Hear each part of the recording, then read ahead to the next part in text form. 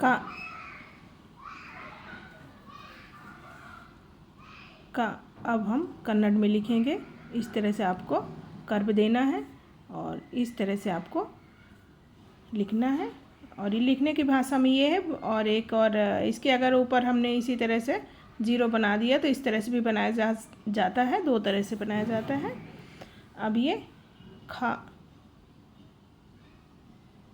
अब इसको हमें खा को रू जैसे ही बनाना है, बस थोड़ा सा अलग है, कर्व देना है। इसमें एक ही आपको राउंड इस तरह से कर्व देना है, उसमें 2 बार आपको कर्व देना है। खा ग,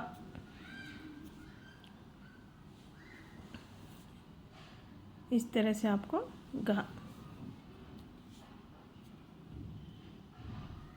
जिएगा,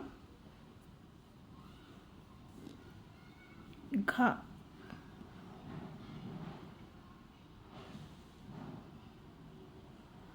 इस तरह से आपको घा बनाना है। एक तरह से इस तरह से बनाना, एक तरह से आपको इसमें कर्व भी दे सकते हैं साइड में, तो 2 तरह से भी बन जाता है घा। और इया आप हिंदी में अंगा बोलते हैं, कन्नड़ में इया बोलेंगे और तेलुगु में इनी बोलते हैं। तो सब जगह थोड़ा थोड़ा सा अलग होता है, तो आप इसको भी याद करें। इया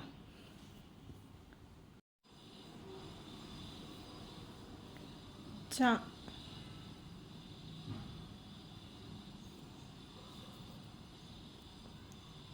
चा, CHA चा, छा, आप हिंदी में लिखते हैं छा, छतरी वाला छा। और इस तरह से आपको कन्नड़ में छा, चा जैसे ही है, थोड़ा सा अलग है। आपको यहाँ पे कर्व देना है और नीचे एक लाइन खींचनी है। छा, जा, इस तरह से आपको जा बनाना है।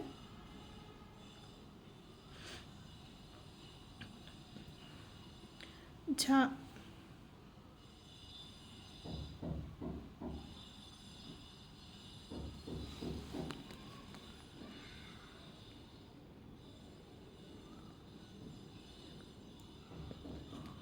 झा और या यज्ञ जो है एक जैसे होते हैं।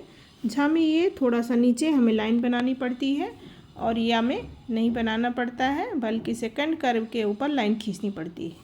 तो आप इन शब्दों में आप जो अक्षर है इन पे कंफ्यूज मत होना, आप ध्यान से देख लेना। कभी 2-3 अक्षर ऐसे कभी कभी आपको एक जैसे दिखेंगे, लेकिन थोड़ा थोड़ा उसमें अंतर रहेगा। निया, अब हम करेंगे टा, ठा, डा, ढा, अणा। तो एक बार हम इसको हिंदी से लिख देते हैं, उसके बाद कन्नड़ से लिखेंगे। ये इस तरह से टा, टा 2 तरह से लिखा जाता है, एक तरह से इस तरह से और एक तरह से दूसरी तरह से भी लिखा जाता है, लेकिन लिखावट के भाषा में इसी तरह लिखना है। ठा, डा, डा डमरू वाला डा।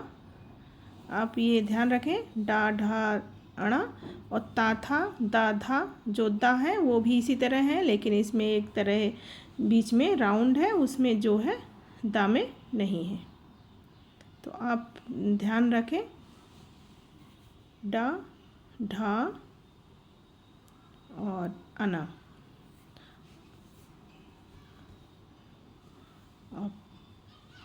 आपको ता,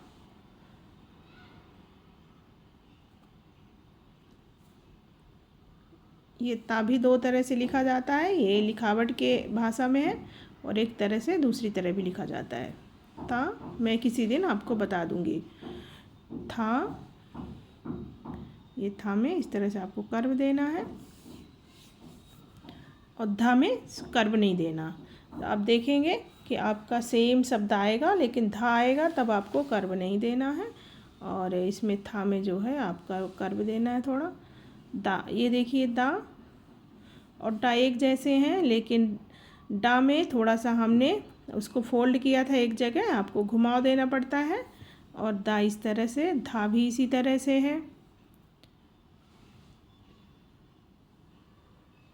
अब ना, DHA धा, और ना इस तरह से आपको हिंदी का ना बना लेना है। फिर आप उसके सामने कन्नड़ का ना बना लें और इस तरह से आप इंग्लिश में भी लिख लें, तो आपको जल्दी से याद आ जाएगा। पा, फा, ये पा फा देखिए एक जैसे ही है, ज़रा सा अंतर है। इसमें थोड़ा सा लाइन खींचनी है नीचे, थोड़ा सा खींचनी है इस तरह से।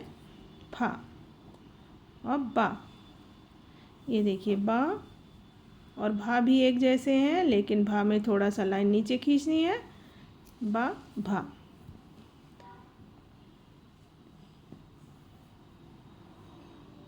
BHA भा। माँ,